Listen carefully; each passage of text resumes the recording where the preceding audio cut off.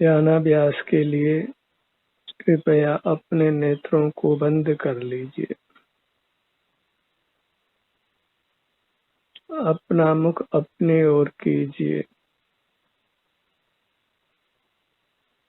आपका सुख आप में है, बाहर कहीं नहीं है। इसलिए अपने से युक्त रहिए। आपका विस्तार मूर्त शरीर के बराबर है।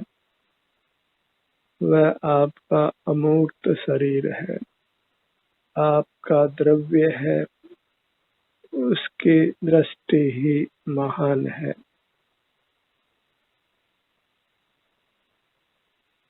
यह द्रव्य दृष्टि ही जीव को संसार से पार करती है। अपने द्रव्य के सन्मुख रहना, उसका एहसास करते हुए रहना,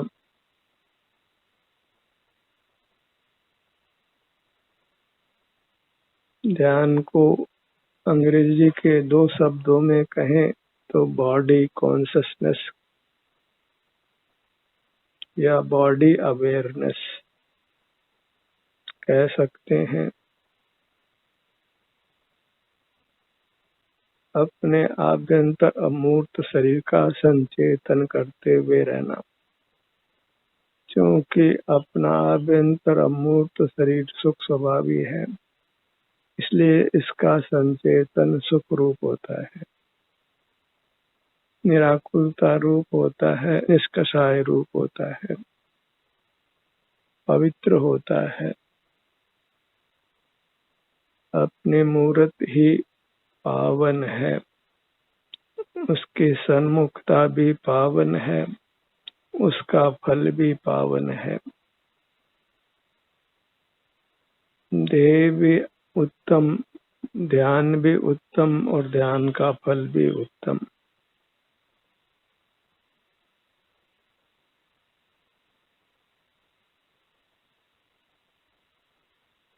अपने उपयोग में अपनी मूर्त को बसाना है।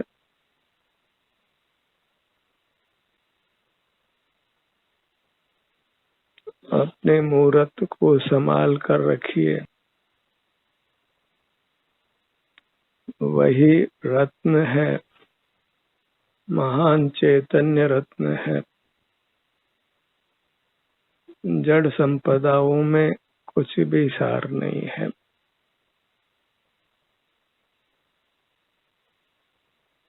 अचेतन रत्नों को इस मोही जीव ने महिमा दी है। अचेतन पदार्थों में सुख स्वभाव नहीं है, इसलिए उनके सन्मुख होकर हम उत्तम सुख नहीं पा सकते हैं। पराधीन सुख वैसे ही होता है, वह भी अपने भीतर से ही आता है, पर वह कर्म बंध का हेतु है, संसार का कारण है, जन्म मरण का हेतु है।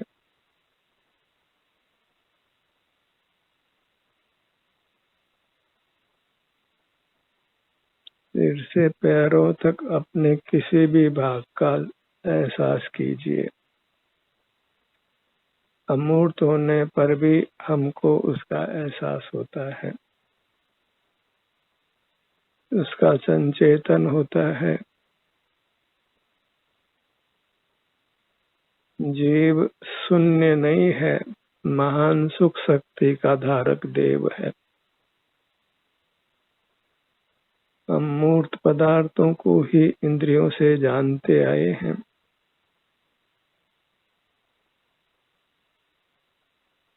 अमूर्त पदार्थ सुख स्वभावी है, महान है, देव है, परमात्मा है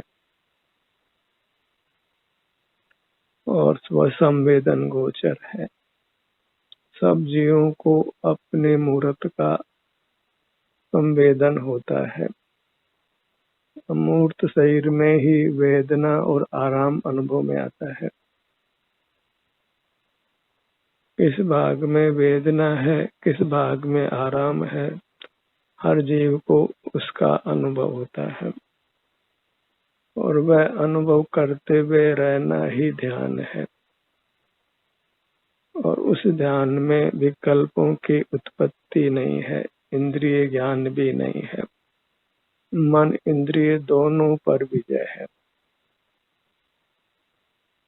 मन इंद्रिय से दूर हो, क्या बहु पूछे बात, राग प्रसार निवारते सहज स्वरूप उत्पाद। जहाँ मन इंद्रिय का व्यापार नहीं है, वहाँ हमारा स्वाभाविक सुख अनुभव में आता है। राग का प्रसार मिट जाता है और जीव अत्यंत वीतराग होता है, निर्विकल्प होता है। यही मोक्ष का मार्ग है। जब हम अंतर्दृष्टि कर अपने किसी भाग का संवेदन करते हैं तो वह संवेदन ही हमको संसार सागर से पार करता है।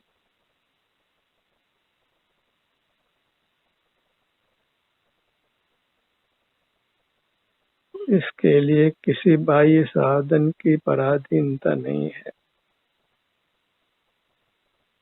आप अकेला अपने सन्मुख होकर परमात्मा हो सकता है। अत्यंत स्वाधीन अनुष्ठान है और इससे हम स्वस्थ रहते हैं। जो स्वस्थ रहता है वही सुख का अनुभव करता है।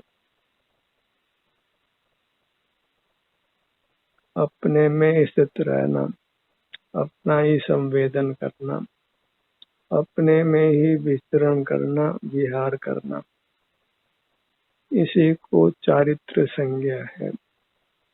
लोक में भले ही ये चारित्र के रूप में प्रसिद्ध नहीं हो, चारित्र को सब अच्छा अवश्य मानते हैं।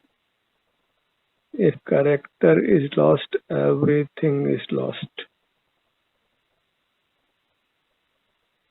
कैरेक्टर के स्वरूप को नहीं जानते हैं। अपने स्वरूप में आचरण करना, स्वरूप से युक्त रहना, वही चरित्र है। और विषयों के सन्मुख रहना वह कुशील है।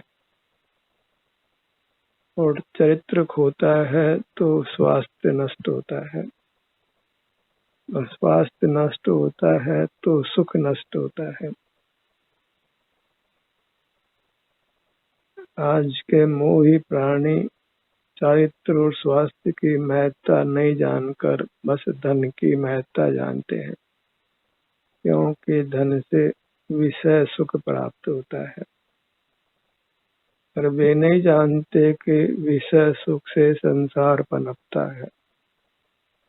जीव अस्वस्थ होता है और बारंबार मरता और जन्मता है।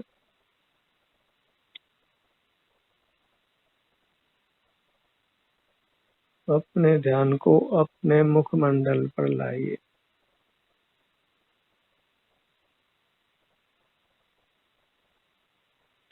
हम कोई भी काय चेष्टा करें, सजगता से करें तो हमको वह काय चेष्टा अनुभव में आती है।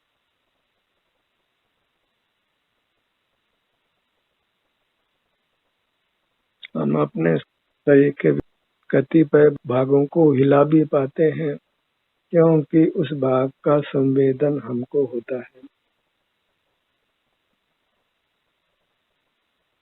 ये संवेदन ही हमारा उपकार करता है।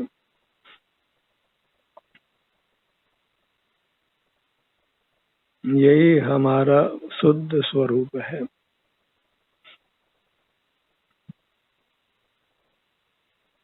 इसीलिए जीव को अनुभूति स्वरूप कहा गया है। अनुभव को मोक्ष मार्ग माना गया है। अनुभव नाम स्वानुभव का है। जगत के कार्यों का अनुभव होना, वह अनुभव के अर्थ में यहाँ नहीं जाना जाता है। अनुभव नाम स्वानुभव का है, स्वसंवेदन का है। अपने शारीरिक स्वास्थ्य का अनुभव करते हुए रहना है।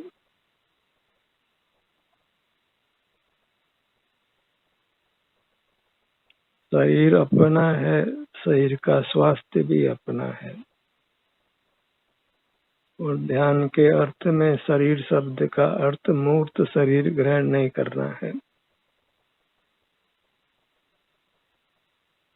अमूर्त शरीर को ही प्रसिद्ध करना है।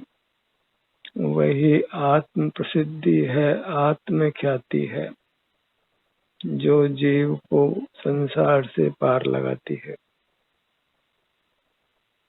अपनी मूर्त को ही अपने चित्त में प्रसिद्ध करना, उसी से सिद्ध अवस्था परमात्म दशा प्राप्त होती है।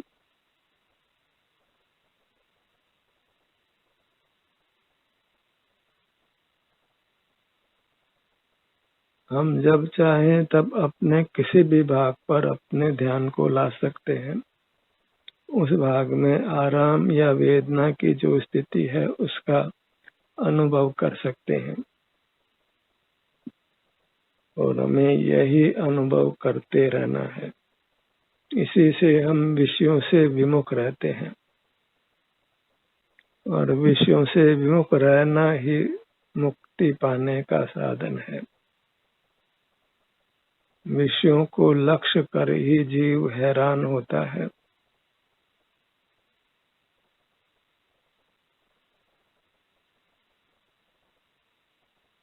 अपने ध्यान को अपने सिर के भाग पर लाइए। आँखों से हमारा सिर दिखाई नहीं देता है, तथापि हमको सिर का अनुभव होता है। इस प्रकार ये अमूर्त जीव स्वानुभव का विषय है, स्वसंवेदन का विषय है। और अन्य जीव अमूर्त हैं, वे हमारे ज्ञान के विषय नहीं बनते हैं। ज्ञान का विषय केवल मूर्त पदार्थ होते हैं। उसका दूसरा नाम इंद्रिय ज्ञान है। और वह ज्ञान पराधीनता से होता है। लोक में भले ही ज्ञान को अच्छा माना जाता हो, क्योंकि उससे विषयों का उपार्जन होता है, पर मोक्ष मार्ग स्वसंवेदन से होता है। ज्ञान पराधीन है और स्वसंवेदन स्वाधीन है। इस प्रकार दोनों में महान अंतर है। लोग ज्ञान से ही स्वसंवेदन होना मानते हैं, तो उनकी मान्यता ठीक नहीं है। क्योंकि ज्ञान नियम से पराधीनता से होता है और स्वसंवेदन स्वाधीनता से। स्वाधीन अनुष्ठान से ही स्वाधीनता प्राप्त होती है।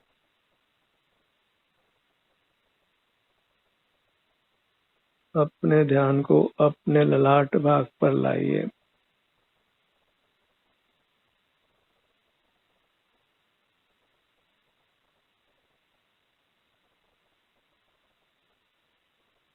ललाट और मस्तिष्क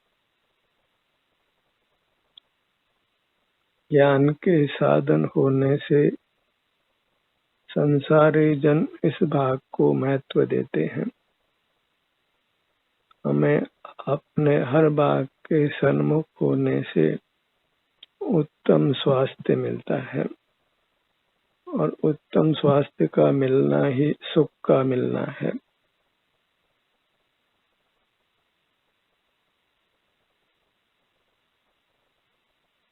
स्वास्थ्य के लिए किसी बाह्य चिकित्सा की आवश्यकता नहीं है। हमारा उपयोग ही उत्तम चिकित्सक है, उत्तम औषधि है, उत्तम रसायन है। अपने जिस भाग को भी हम अपने उपयोग में लेते हैं, अर्थात उसका संवेदन करते हैं, तो वह संवेदन ही यथार्थ चिकित्सा है। जिस विभाग का हम एहसास करते हैं वह एहसास करना ही यथार्थ चिकित्सा करना है, और वह एहसास हम ही करते हैं, इसलिए हम ही अपने अमूर्त शरीर के यथार्थ चिकित्सक हैं। पराधीन चिकित्सा योग्य नहीं है। आप ही आपको स्वाधीनता से स्वस्थ रख सकता है, केवल अपना एहसास करते हुए रहकर। सुख के लिए किंचित भी पराधीनता नहीं है।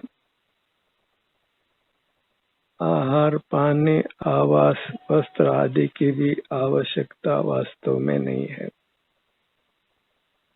अपना उपयोग ही उत्तम आहार है, जिससे हम बल का अनुभव करते हैं, निर्बलता का अनुभव नहीं करते। और बल का उपयोग तो संसार दशा में ही है। मोक्ष अवस्था में बल का कोई उपयोग नहीं है, उसकी कोई आवश्यकता नहीं है, और वहाँ बल होता भी नहीं है। वहाँ न बल है न निर्बलता है, वहाँ केवल सुख का अनुभव है। सुख को न ज्ञान की पराधीनता है न बल की ही। और यथार्थ में ज्ञान और बल का उपयोग नहीं करना ही सुख को पाना है। स्वसंवेदन में न ज्ञान का उपयोग है न बल का ही उपयोग है। स्वसंवेदन प्रत्यक्ष है।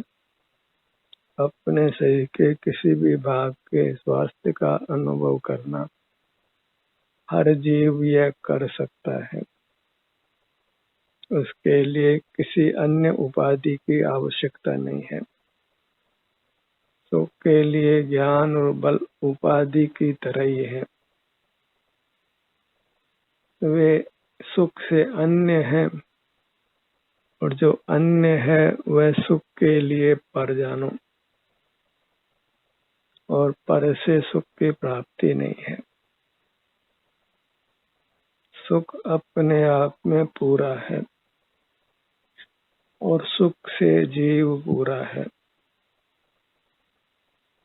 आनंदम ब्रह्मणो रूपम। ध्यान से जो विहीन है, बहिर्मुख है, वे ही आनंद से वंचित रहते हैं।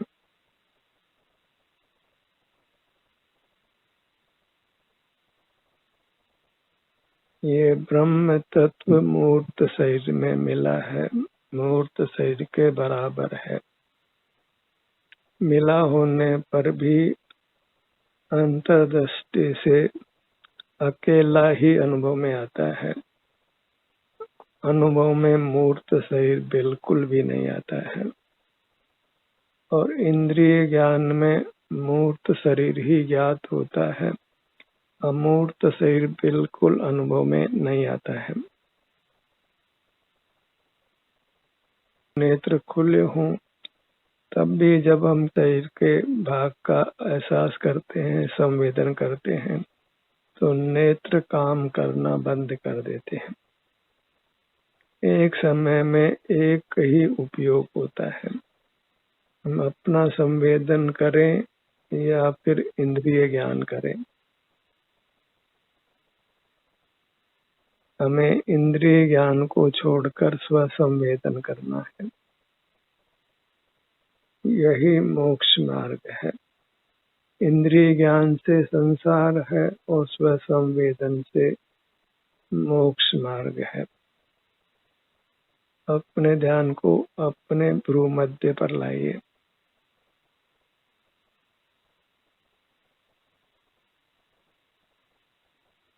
किसी कार्य को उसकी उपयोगिता जानकर करते हैं, तो उस कार्य में हम तन्मय होते हैं, उस कार्य में हम स्थिर रह सकते हैं। ध्यान की उपयोगिता जानकर फिर हम सतत ध्यान करने का प्रयत्न कर सकते हैं। अपने ध्यान को अपने दोनों कानों के भाग पर लाइए।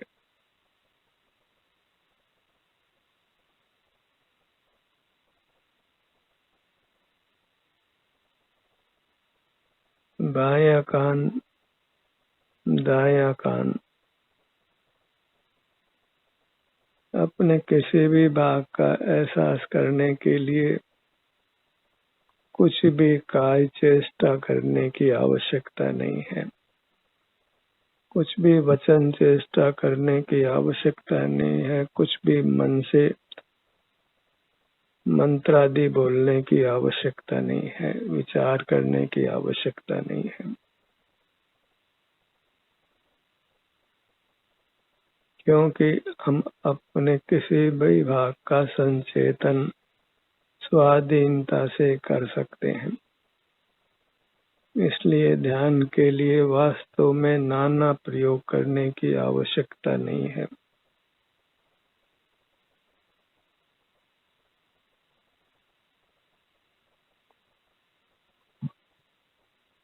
बायां नेत्र, दायां नेत्र, दोनों नेत्र एक साथ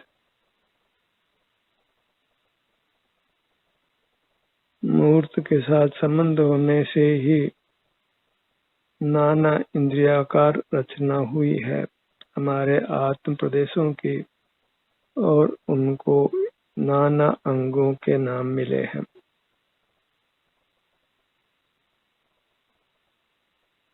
अपने ध्यान को अपने नासिका पर लाइए।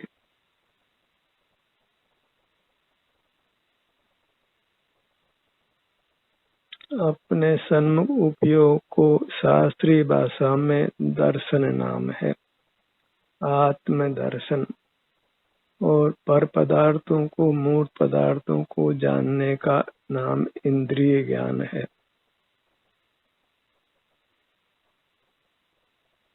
ज्ञान का विषय अपने चिन्ह मूर्त नहीं है। दर्शन का विषय अपने चिन्ह मूर्त है। ज्ञान सविकल्प है और दर्शन निर्विकल्प है। आत्म दर्शन करते हुए विचारों की उत्पत्ति नहीं होती है। जो विचार रोकना चाहते हैं, थॉटलेस होना चाहते हैं, उनको आत्म दर्शन करना चाहिए। अपने विभिन्न भागों का संचेतन करना चाहिए।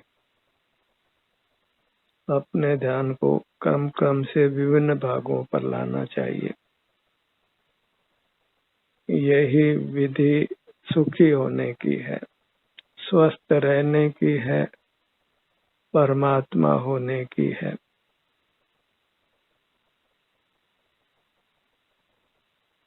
नासिका, बायां नथुना, दायां नथुना, कैसा भी संवेदन मिले, हर प्रकार का संवेदन मोक्ष मार्ग है। संवेदनों में ही भेद विज्ञान नहीं करना है।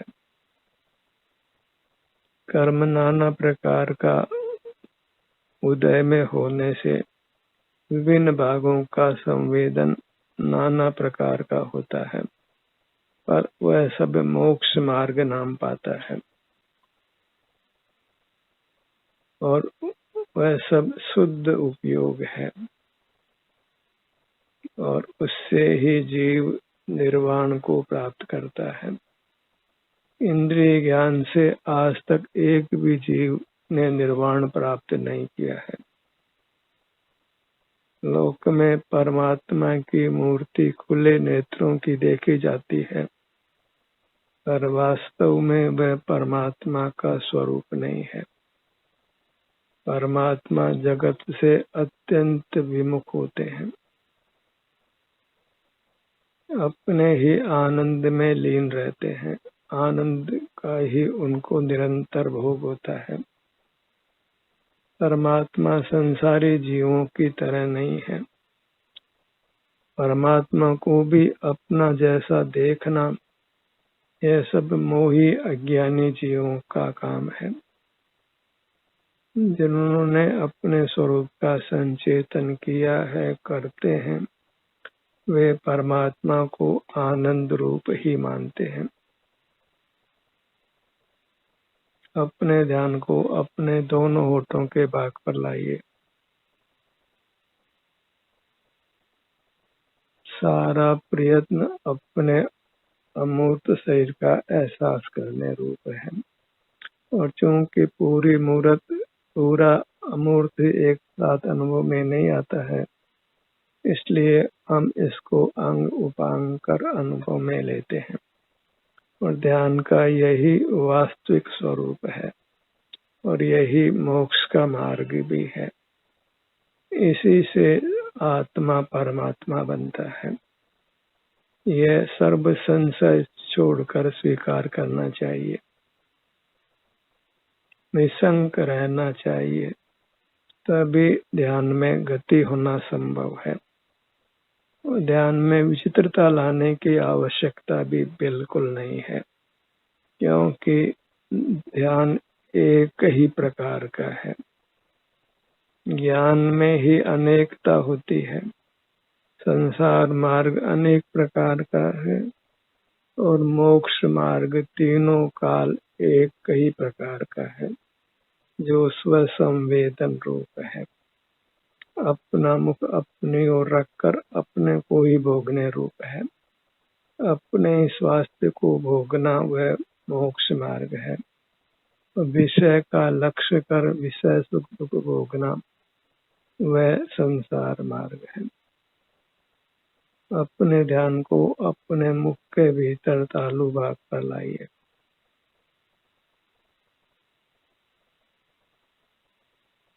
गर्दन के भाग पर आइए। सीने के मध्य में मन के स्थान पर आइए।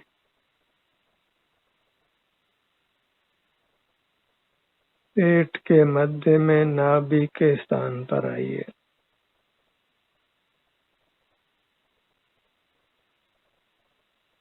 किसी भी भाग के सन्मुख आप होते हैं तो आप निर्विकल्प ही होते हैं।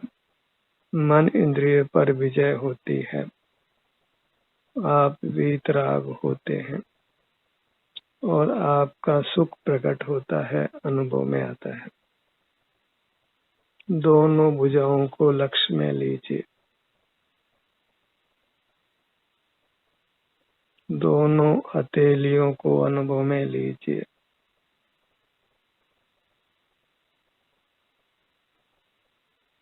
किसी भाग में अधिक संवेदना होती है तो उस संवेदना के बल पर उस भाग को अधिक समय दीजिए। अपने ध्यान को अपने दोनों पैरों पर लाइए। दोनों पगतलियों पर आइए। पैरों के नख से सिर तक यह दिव्य प्रतिमा है। इसी का अपने हृदय में सम्मान जगाइए। इसी का एहसास करते हुए रहिए। उत्तम स्वास्थ्य उत्तम सुख को पाकर लोक में रहिए। ध्यान का ये सत्र यही समाप्त होता है।